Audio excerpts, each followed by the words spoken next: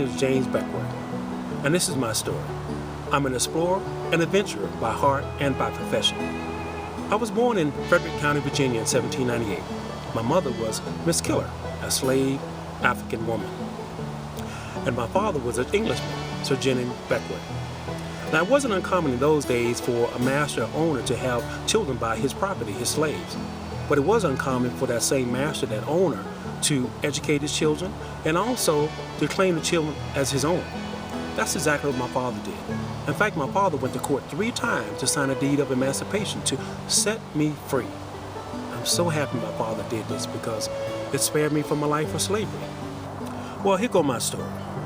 Now, in the making of the American West, there were a lot of people involved, all kind of colors and ethnic groups. But to the best of my knowledge, I was the only black man who wrote down his story. You see, in those days, a lot of people could not read and write, especially black folks, because it was illegal to teach black people, kids or adults, to read and write. But my father had sent me to school, so I could read and write. When I still was a young lad, my folks moved to Missouri, St. Louis. And when I was there, they apprenticed me out to a blacksmith. Now, blacksmith is a fine profession. They taught you how to shoe horses and make wagon wheels and that sort of thing. But it wasn't for me. But I made the most of it till I was about 19. So I left home when I was 24. I mean, blacksmithing was a good job. But like I said, it wasn't for me. I had adventure in my heart. So I hired on with the crew that was going out to sign a treaty with the native people in the upper part of the Mississippi River for the lead mines. And my job was to hunt for game, food. So I love hunting, I love fishing, I love adventure. So we did great. We went to the lead mines, we signed the treaty, everything was great. Then I took off and I went down to New Orleans. That was fantastic too. New Orleans was a steaming city, had all kinds of different cultures there as well. But something once again was burning in me. I wanted to do more. So I found out about this mountain rendezvous where all the great mountain people were there. People like James Bridger and Jedediah Smith and Ed Rose. And what we did is we tested our skills in hunting and fishing and skinning animals and things like that. Not only did it hone our skills, but it even enabled us to get money and food. Those things that would get us through those long, cold winters that we know we had to deal with in the Rockies. Throughout my many travels, I had great experiences with the native people, and some not quite so great. I saw the Grand Pawnee almost get wiped out by disease. I saw settlers attack those native people, and I saw the native people attack the settlers. But my experience was always one of respect. I want to tell you about this time that a friend of mine, Black Harris, and I went to find this outpost called Eli on the Missouri River. Now, we didn't even have horses. We had to walk. For 9 days, we were walking. All we had left was coffee and sugar. Now, I was young and strong, so it wasn't so bad, but Black Harris got really tired and weak. And one night we stopped, I found the elk, but let me tell you, that beast was so foul, we couldn't even eat it. So the next morning I told Black Harris, I have to go and find help. And he begged me, please don't leave me, I'll die here. And I said, if we both stay here, we both are gonna die, I have to leave. So when I took off, I'd gone about a half a mile when I heard 2 shots, just like that. And I looked up, there was 2 native people coming toward me. They must have thought I was dead, I was in such bad shape. Because they got to me and said, are you dead? So I had enough strength to tell them my story. One of them took off to find Black Harris. And next thing I know, I must have passed out, because the next thing I know, I woke up and they were feeding me little spoonfuls of food. They got us up, walked us around to get our strength back. And once they did that, they fed us the best feast I ever had in my life. Bear meat, venison. It was so wonderful. And to this day, it's the best feast I've ever had.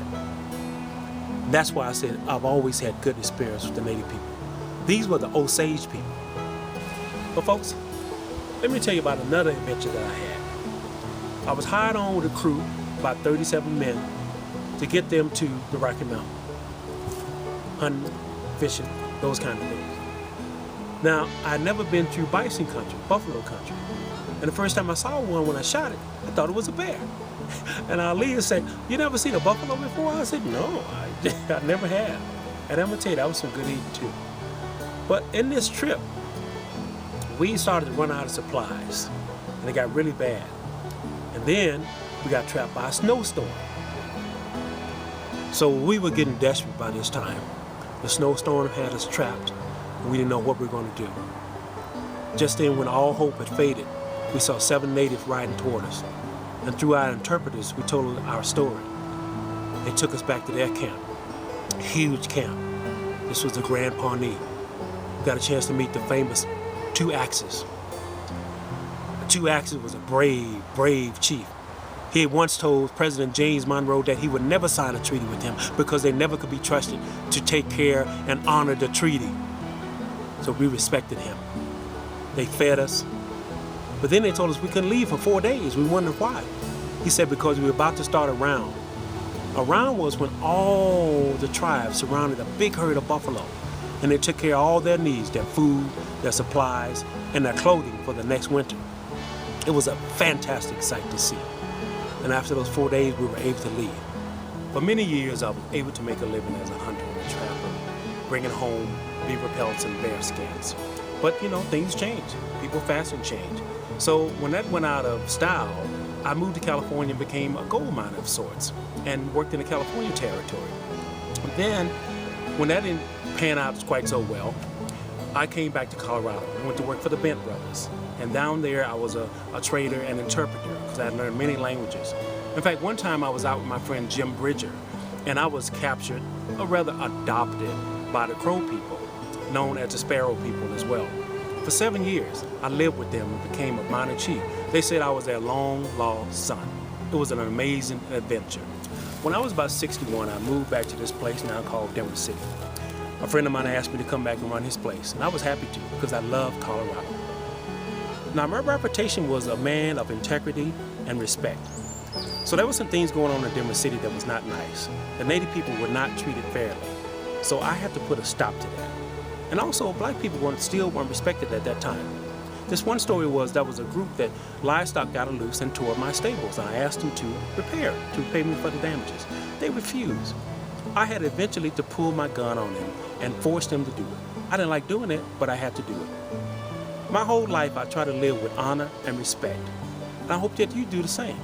I hope you get out there and explore this great country, like I did, like James Beckwourth did, and have a great time doing it, okay? Thank you. That's my story, and thank you for listening to me.